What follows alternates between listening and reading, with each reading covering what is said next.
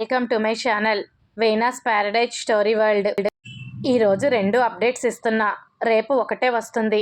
2 ఇస్తున్నా కదా అని కామెంట్స్ స్కిప్ చేయొద్దు, అలాగే లైక్స్ కూడా. నచ్చితే లైక్ చేయండి, మీ ఫ్రెండ్స్ అండ్ ఫ్యామిలీకి షేర్ చేయండి. ఛానల్ని సబ్స్క్రైబ్ చేసుకోవడం మాత్రం అస్సలు మర్చిపోవద్దు. వినే వాళ్ళందరూ సబ్స్క్రైబ్ చేసుకొని మాత్రమే వినండి. అలాగే ఛానల్కి హైప్ కూడా ఇవ్వండి. అది మన ఛానల్కి చాలా ప్లస్ అయ్యి ఛానల్ని మంచి పొజిషన్లో నిలబెడుతుంది. ఇక స్టోరీలోకి వెళ్దాం. రే, నీకు దండం పెడతా, నా పరువు తీయకురా ప్లీజ్ అంది. సరే దాక్కుంటాలే కానీ నాదొక కండిషన్ అన్నాడు. చెప్పి తగలడు త్వరగా అంది చిరాగ్గా. ఇప్పుడు కాదులే బ్యూటీ, టైం వచ్చినప్పుడు చెప్తా ఆ కండిషన్ ఏంటో అన్నాడు. అలాగే, ముందు ఎక్కడ దాక్కుంటావు చెప్పు. బెడ్ కింద? వద్దొద్దు, మరెక్కడా అని విక్కీని టెన్షన్తో అటు ఇటు తిప్పేస్తూ, ఇలా బాల్కనీ నుండి వెళ్ళి పక్క రూమ్లో దారుంది, అక్కడ దాక్కోపో అని దారి చూపించింది. హా సరే కానీ ఎక్కువసేపు నేను ఉండలేను అక్కడ, ముందే చెప్తున్నాను అన్నాడు. సరే, తను వెళ్ళగానే నేనే వస్తా, నువ్వు ముందర పో అంది. విక్కీ వెళ్ళిపోయాడు. వెన్నెలమ్మ, ఏం చేస్తున్నావు? ఇంతసేపు ఏంటి డోర్ తీయడానికి అంది సీతమ్మ. వస్తున్నా అనేసి వెన్నెల కంగారుగా వెళ్ళి డోర్ తీసి, అబ్బా ఎందుకు సీతమ్మ ఆ గోల, వాష్రూమ్లో ఉన్నా అందుకే డోర్ తీయలేదు అంది. నాకేటి తెలుసు నువ్వు వాడున్నావని. సరేలే, ఇందా ఈ పాలు తాగు అని చేతికిచ్చింది. నేను తర్వాత తాగుతాలే, నువ్వు పో అంది వెన్నెల. ఓలమ్మో, పెద్దమ్మగారు ఊరుకుంటారేటి, దగ్గరే ఉండి తాగించి గ్లాస్ తీసుకొని రమ్మని చెప్పినారు కదేటి, ఇప్పుడు నేను పోతే నాకు 4 సివాట్లు పెడతారు. తాగు సిన్నమ్మ, బేగి తాగి గ్లాస్ ఇవ్వు అని కూర్చుంది. అబ్బా సీతమ్మ, చెప్తే వినవు కదా అని పాలన్నీ గడగడ తాగేసి గ్లాస్ చేతికిచ్చి, చాలా, ఇక నువ్వు వెళ్ళు అంది. మా మంచి సిన్నమ్మ అని మెటికలు విరిచి వెళ్ళిపోయింది సీతమ్మ. వెన్నెల డోర్ క్లోజ్ చేసి కంగారుగా పక్క రూమ్కి పరిగెత్తింది విక్కీ కోసం. ఆ రూమ్లో లైట్ లేకపోవడం వలన గదంతా చీకటిగా ఉంది. వెన్నెల మెల్లగా వెళ్ళి విక్కీ విక్కీ అని పిలిచింది. అతను పలకలేదు. ఏంటి ఉలుకు పలుకు లేదు, ఇక్కడేగా ఉండమని చెప్పాను, వెళ్ళిపోయాడా? నేను అక్కడే ఉన్నానుగా, మరెలా వెళ్తాడు అని ఆలోచిస్తూ ఉంది. అప్పుడే అతను వెనక నుండి వచ్చి ఆమెని గట్టిగా హత్తుకున్నాడు. వెన్నెల గింజుకుంటూ, రేయ్ ఏం చేస్తున్నావురా, వదులు అంది. వదలను అని ఆమెని ఇంకా గట్టిగా హక్ చేసుకొని, నిన్నిలా లైఫ్ లాంగ్ నా కౌగిల్లో బంధించేయాలనుంది బ్యూటీ అని ఆమె మెడవంపుల్లో అంటి అంటనట్టు ముద్దు పెట్టాడు. అతను ముద్దు పెట్టగానే వెన్నెల తమకంతో కళ్ళు గట్టిగా మూసుకుంది. అతని ఊపిరి ఆమె మెడని తాకుతున్న ప్రతిసారి బాడీ అంతా కరెంట్ పాస్ అయినట్టు జివ్వున లాగింది. కష్టం మీద తమాయించుకొని, వదులు అని విక్కీని వెనక్కి తోసేసింది. ఫోన్ లైట్ ఆన్ చేసి అతన్ని చూస్తూ, ఏం చేస్తున్నావు నువ్వు, అసలు నువ్వెందుకు ఇక్కడికి వచ్చావురా అడిగింది అసహనంగా. నిన్ను చూడాలి అనిపించింది అన్నాడు. చూడాలి అనిపిస్తే ఇలా ఇంటికి వచ్చేయడమేనా అడిగింది. నిన్ను చూడాలి అనిపిస్తే నీ ఇంటికి రాక ఇంకెక్కడికి వెళ్ళమంటావు అడిగాడు. సెటైర్లు వెయ్యకు, అయినా కింద అంతమంది సెక్యూరిటీ ఉన్నారు కదరా, అంతమందిని దాటుకొని ఎలా వచ్చావు అడిగింది వెన్నెల ఆశ్చర్యంగా. నిన్ను చూడాలి అనిపించింది అంతే, ఎవరున్నారు ఎంతమంది ఉన్నారు అని ఆలోచించలేదు, వచ్చేసా అన్నాడు. పిచ్చిగా మాట్లాడకు, వాళ్ళకి దొరికితే ఏమయ్యేదో తెలుసా, అయినా ఈ రిస్కులు అవసరమా నీకు, పొద్దున్నైతే నేనే వచ్చేదాన్నిగా అంది. ఏంటో పొద్దున్న వరకు ఆగాలి అనిపించలేదు, నిన్ను చూడాలి చూడాలి అని మనసు కొట్టుకుంటుంది, అందుకే వచ్చేసా అని ఆమె కళ్ళల్లోకి చూస్తూ మెల్లగా ఆమెను దగ్గరికి తీసుకొని, నాతో జీవితాంతం ఇలాగే ఉండిపోరా, కళ్ళల్లో పెట్టుకొని చూసుకుంటాను అన్నాడు. ఎప్పుడూ అల్లరివాడ్లా తన కంటికి కనిపించే విక్కీ కళ్ళల్లో ఏదో తెలియని సున్నితమైన భావం కనిపించింది ఆ క్షణంలో. విక్కీ ప్లీజ్, నువ్వే చెప్పావుగా ప్రేమైనా పెళ్ళైనా ఇద్దరి ఇష్టంతో ముడిపడాలి అని, మరెందుకు ఈ తాపత్రయం అడిగింది. ఇప్పుడు అదే చెప్తున్నా బ్యూటీ, నువ్వు చెప్పు, నీకు ధనుష్ అంటే ఇష్టమేనా అడిగాడు. ఆమె మౌనంగా ఉంది. ఇష్టమే అని అబద్ధం మాత్రం చెప్పకు, నేను నమ్మను అన్నాడు. తనంటే ఇష్టమా కాదా అనే విషయం కాసేపు పక్కన పెట్టు, నువ్వంటే ఇష్టం లేదు, ఇది కన్ఫామ్ అంది. సీతమ్మ సీతమ్మ అని కేకలు వేశారు వాసవి గారు. చెప్పండి అమ్మగారు అని వచ్చింది సీతమ్మ. ఆ పూజ సామాన్లు పైన గదిలో ఉన్నాయి, వెతుకుదాం పదా, నువ్వు వెళ్ళి డోర్ తీసి డోర్ దగ్గరే నిలబడు, లోపలికి పోకు ఆ గదికి లైట్ లేదు, చీకటిగా ఉంటుంది. దారిలో అన్ని వస్తువులు చిందరవందరగా ఉన్నాయి, తొక్కేస్తావు అన్నారు. సరే అమ్మగారు అంది సీతమ్మ. విక్కీ ఆమె కళ్ళల్లోకి చూస్తూ, సరే ఇంకా పెళ్లి వరకు టైం ఉంది కదా, ఏమో ప్రేమ కలగొచ్చేమో అన్నాడు. అది జరగదు, అనవసరంగా నీ టైం వేస్ట్ చేసుకోకు, నాకు నీ మీద ఎటువంటి ఫీలింగ్స్ లేవు రావు అంది. ఇంతలో సీతమ్మ తలుపు గడియ తీస్తూ ఉంటే ఆ చప్పుడికి వెన్నెల విక్కీ డోర్ వైపు చూశారు. ఎవరో డోర్ తీస్తున్నారు, ఇప్పుడు ఏం చేద్దాం అంది వెన్నెల కంగారుగా. ఫోన్ లైట్ ఆపేసి ఇలా రా అని తలుపు వెనక్కి లాక్కొని వెళ్ళిపోయాడు విక్కీ. సీతమ్మ డోర్ ఓపెన్ చేసి తలుపుకి ఆనుకొని నిలబడింది. సీతమ్మ డోర్ తీసిన స్పీడ్కి వెన్నెల వెళ్ళి విక్కీ తలని గుద్దింది. అమ్మా అని వెన్నెల అరవబోతూ ఉంటే ష్ అని ఆమె నోటికి చేతిని అడ్డం పెట్టి ఆపేశాడు విక్కీ. ఆమె కళ్ళు పెద్దవి చేసి చూస్తూ అతని చెయ్యి కొరికేసింది. బా అని అరుస్తూ చెయ్యి తీసి నిలబడ్డాడు విక్కీ. సీతమ్మ డోర్ని అటు ఇటు కదిలిస్తూ ఉంటే వెన్నెల వెళ్ళి విక్కీ మీద పడిపోతూ ఉంది. ఈ సీతమ్మకేమొచ్చింది, డోర్తో ఇలా ఆటలాడుతుంది అని తిట్టుకుంది వెన్నెల. ఆమె ఎదలు అతని ఛాతిని తాకుతూ ఉంటే అతని గుండె వేగం పెరుగుతూ ఉంది. ఆమె నడుం చుట్టూ చెయ్యి వేసి తన మీదకి లాక్కొని నడుం వంపుల్ని సున్నితంగా ప్రెస్ చేస్తూ ఉంటే అతని స్పర్శకి ఆమెకి తెలియని పులకరింత కలుగుతుంది. మనసుని కష్టంగా తమాయించుకుంటూ ఏం చేస్తున్నావు, వదులు అంది మెల్లగా విక్కీకి మాత్రమే వినిపించేలా.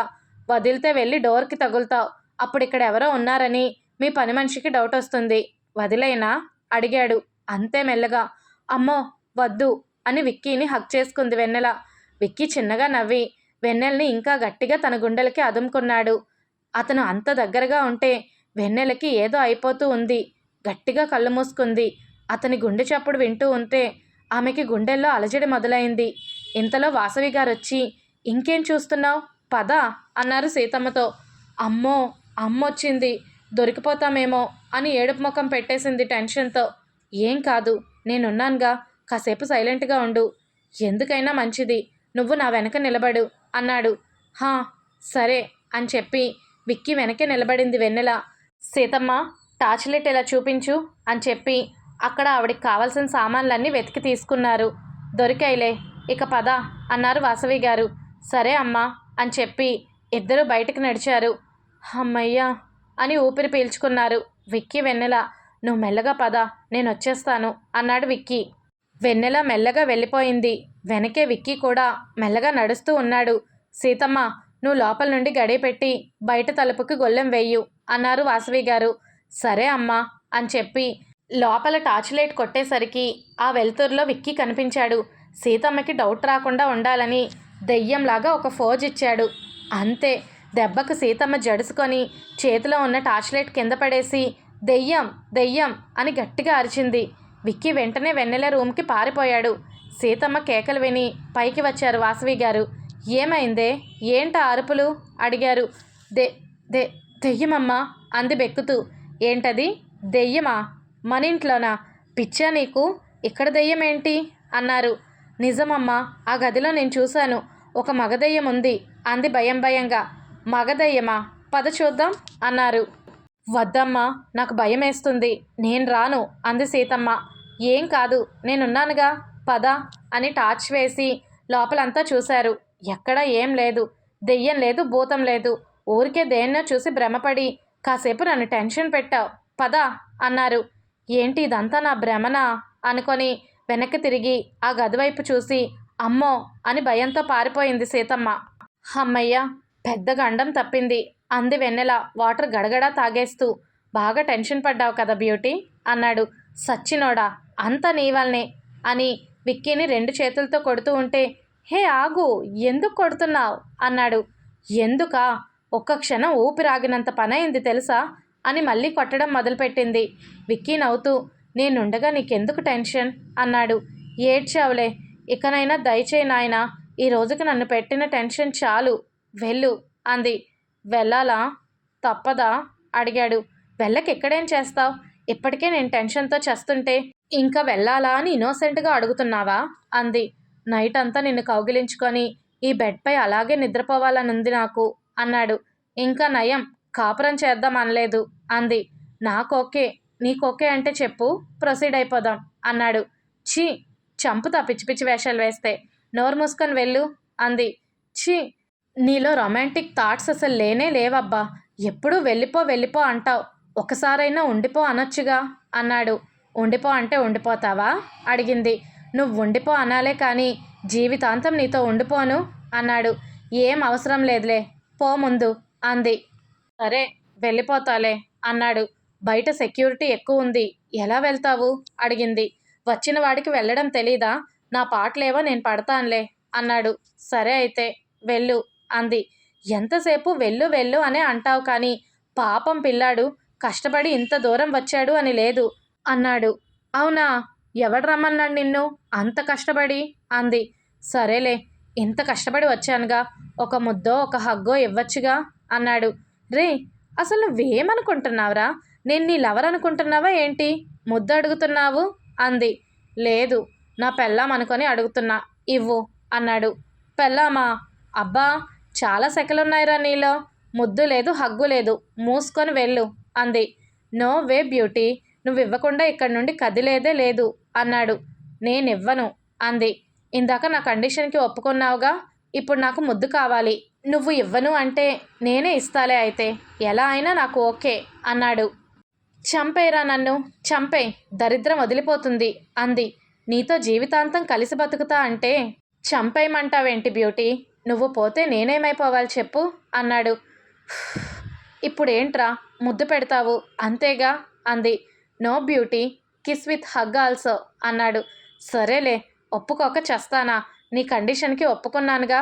అయినా నువ్వు నన్ను భలే ఇరికించి నీకు కావాల్సినవన్నీ తీసుకుంటావురా దొంగ సచ్చినోడా అంది. ఏదో నీ అభిమానంలే బ్యూటీ, రెడీనా అన్నాడు. అంది. ఆమెను తన మీదకి లాక్కొని ఆమె ముఖాన్ని తన 2 చేతుల్లోకి తీసుకొని ఆమె 2 కళ్ళని ముద్దాడి అలా కిందకొచ్చి ఆమె బుగ్గల్ని ముద్దాడాడు. వెన్నెల హార్ట్ బీట్ ఫుల్ స్పీడ్లో కొట్టుకుంటూ ఉంటే అతని కళ్ళల్లోకి చూడలేక సిగ్గుతో రెప్పలు వాల్చేసింది. ఆమె సిగ్గు చూసి అతని పెదవుల మీద చిరునవ్వు వచ్చి చేరితే ఆమె వణుకుతున్న అదరాలపై అంటనట్టు ముద్దు పెట్టి అలా పెదవుల్ని కిందకు తీసుకొస్తుంటే సిగ్గుతో అతన్ని చప్పున అల్లుకుంది వెన్నెల. ఆమె అలా హత్తుకోగానే ఆమెని ఇంకా గట్టిగా తన గుండెలకి పొదువుకున్నాడు విక్కీ. అతని నుండి కొంచెం కూడా దూరం జరగకుండా అలాగే అతని కౌగిల్లో ఒదిగిపోయింది ఆమె. ప్రపంచంతో పనిలేదు అన్నట్టుగా హాయిగా తన గుండెల మీద ఉన్న ఆమెను చూసి అతను చిన్నగా నవ్వుకొని బ్యూటీ అని పిలిచాడు. అంది. ఈ నైట్కి ఇక్కడే ఉండిపోనా అన్నాడు. సరే అంది. ఎస్ అని అరిచాడు. ఆ అరుపుకి విక్కీ వలపమాయ నుండి తేరుకొని దూరంగా జరిగి ఏమన్నావిప్పుడు మళ్ళీ చెప్పు అడిగింది. నైట్ ఉండిపోతా అన్నాను, ఫైనల్లీ నువ్వు ఒప్పుకున్నావు అన్నాడు. హే, నేనెప్పుడు ఒప్పుకున్నాన్రా అంది. ఇప్పుడేగా ఉండిపోతా అంటే సరే అన్నావు అన్నాడు. అది నేనేదో ధ్యాసలో ఉండి అనేశాను. నువ్వు మాయలోడివిరా బాబు, నిన్నిలానే వదిలితే ఇక్కడే తాళి కట్టి కాపురం పెట్టేసేలా ఉన్నావు. వెళ్ళు ముందు. వెళ్ళు అంది. తప్పదా అన్నాడు. విక్కీ ప్లీజ్, ఏంటి అల్లరి, పో ముందు అంది. సరే వెళ్ళిపోతాను, సీరియస్గా వెళ్ళిపోతాను, కానీ రేపు బయటికి వెళ్దాం అన్నాడు. అనుకున్నారా? నువ్వు వెళ్ళిపోతాను అన్నప్పుడే ఏదో ఫిట్టింగ్ పెట్టకుండా పోవు అని అప్పుడే అనుకున్నాను అంది. రావా అయితే అన్నాడు. అబ్బా, అంత చాయిస్ కూడా నాకు ఇస్తావా? రాకుంటే నువ్వు ఊరుకుంటావా? వస్తాను అంది. ఓకే బాయ్ బ్యూటీ అని చెప్పి వెళ్ళిపోతూ ఉంటే జాగ్రత్తరా అంది. సరే అని చెప్పి బాల్కనీ గోడ మెల్లగా దిగి సెక్యూరిటీ కంట పడకుండా జాగ్రత్తగా వెళ్ళిపోయాడు విక్కీ. థ్యాంక్ గాడ్, వీడు ఎవరికంట పడలేదు అనుకొని అలా కూర్చుండిపోయింది. చాలా లేట్ అవ్వడంతో వెన్నెల నిద్రపోవడానికి మంచం మీద వాలి కళ్ళు మూసుకుంది. విక్కీ తన్ని వెనక నుండి పట్టుకోవడం, ముద్దు పెట్టుకోవడం అన్నీ గుర్తొచ్చాయి. ఎంత గుర్తు చేసుకోకూడదు అనుకున్నా అతనే ఆమె కళ్ళ ముందు మెదులుతున్నాడు. అతని టచ్ గుర్తొస్తున్న ప్రతిసారి ఆమె మనసులో రేగుతున్న అలజడి, అతని మాటలు గుర్తొస్తున్న ప్రతిసారి ఆమె ముఖంలో ఒక నవ్వు. అలా విక్కీ తన మనసులో ముద్రించుకుపోయాడని ఆమె తలుపులు తెలుపుకునే తెలుపుతూ ఉన్న మనసుని అదుపు చేసే ప్రయత్నంలో ఉంది వెన్నెల. ఇన్ని ఆలోచనల నడుమ నిద్రకి చోటెక్కడుంది అన్నట్టు వెక్కిరిస్తున్నాయి ఆమె కళ్ళు. అబ్బా, వీడు నన్ను చాలా డిస్టర్బ్ చేస్తున్నాడు అనుకొని అలా వెళ్ళి బాల్కనీలో నిలబడింది. విక్కీ వెళ్ళిపోయాక ఆమె రూమ్తో పాటు ఆమె మనసు కూడా నిశ్శబ్దంగా అయిపోయింది కాసేపు. నువ్వు నన్ను లవ్ చేస్తున్నావో ఫ్లర్ట్ చేస్తున్నావో తెలియదు కానీ నేను మాత్రం నీకు దగ్గరైపోతున్నానురా. ఎంత అంటే నీ ఆలోచన లేందే నిమిషం కూడా గడపలేనంతగా నీకు దగ్గరైపోతున్నాను అనుకొని మళ్ళీ వచ్చి మంచం మీద వాలి అటు ఇటు దొర్లతో ఎప్పటికో నిద్రపోయింది వెన్నెల. బైక్ మీద అలా కూర్చున్నాడు విక్కీ. చల్లటి గాలి మేనును తాకుతూ ఉంటే విక్కీ మనసంతా భారంగా అయిపోయింది. మోయలేనన్ని తీపి జ్ఞాపకాలు మనసుకి అందించావు. మోయక తప్పదు అని ఒంటరిని చేసి వెళ్ళావు. నీ తోడు లేని ఈ ఎడబాటు సాగరంలో ఎన్నాలని ఈదమంటావు? నేనున్నాను అని చెయ్యందించి ఎప్పటికి నన్ను చేరుకుంటావు? అలసిపోయిన నా మనసుని ప్రేమగా లాలించి ఎప్పుడు నీ గుండెల మీద చేర్చుకుంటావు బుజ్జమ్మ అని అనుకున్నాడు. బుజ్జమ్మ అని తలుచుకోగానే అతని కళ్ళల్లో సన్నని కన్నీటి పొర దాన్ని కంటి కొనలు దాటకుండానే తుడిచేశాడు. అతని ఫోన్ రింగ్ అయింది. హలో అత్తయ్య అన్నాడు మోగబోయిన గొంతుతో. విక్కీ గొంతులో తేడా గమనించి బాధపడుతున్నావా విక్కీ అడిగారు. లేదత్తయ్య, మనసుకి సర్ది చెప్పే ప్రయత్నం చేస్తున్నాను అన్నాడు. అది సాధ్యం కాని పని అని మన ఇద్దరికీ మాత్రమే తెలుసు విక్కీ. అవునా అన్నారు ఆవిడ. మౌనమే విక్కీ దగ్గర నుండి ఆమెకు దొరికిన సమాధానం. ఇంతకీ వెళ్ళిన పని ఏమైంది అడిగారు. ఇంకా ఉంది. స్టోరీ ఎలా ఉందో కామెంట్లో చెప్పడం మర్చిపోవద్దు. నచ్చితే లైక్ చేసి షేర్ చేయండి.